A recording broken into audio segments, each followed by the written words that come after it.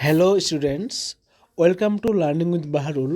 Today I am going to discuss a poem, The Voice of the Rain, written by American poet Walt Whitman.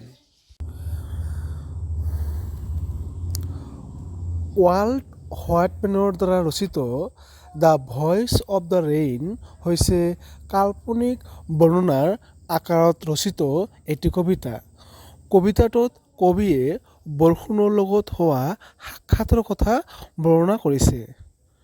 কবিয়ে কোমল বৰষুণজাকক সুধিছিল, তেওঁলোকক কোনে স্ৰজিলে? ইয়াৰ উত্তৰত বৰষুণে ক'লে যে তেওঁ হৈছে পৃথিৱীৰ কবিতা।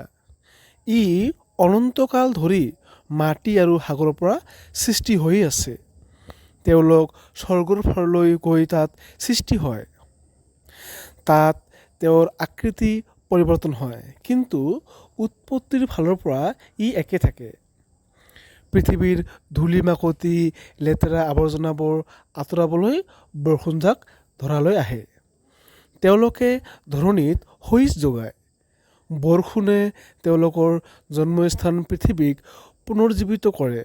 বৰষুণজাকে কৈছে যে তেওঁলোকে ধৰাক বিশুদ্ধীকৰণ কৰে আৰু সৌন্দৰ্যময় কৰি তোলে। কবিয়ে বৰষুণক এটি গীতৰ লগত তুলনা কৰিছে। এটি গীতৰ দৰে বৰষুণজাক ধৰাৰ পৰা ওপৰলৈ উঠি যায়। কোনোবাই গুৰুত্ব দিছে নে নাই ই সেইবোৰলৈ ভ্ৰক্ষেপ নকৰে। কাম সম্পূৰ্ণ কৰাৰ পিছত ই পুনৰ ইয়াৰ উৎপত্তি স্থললৈ উভতি আহে।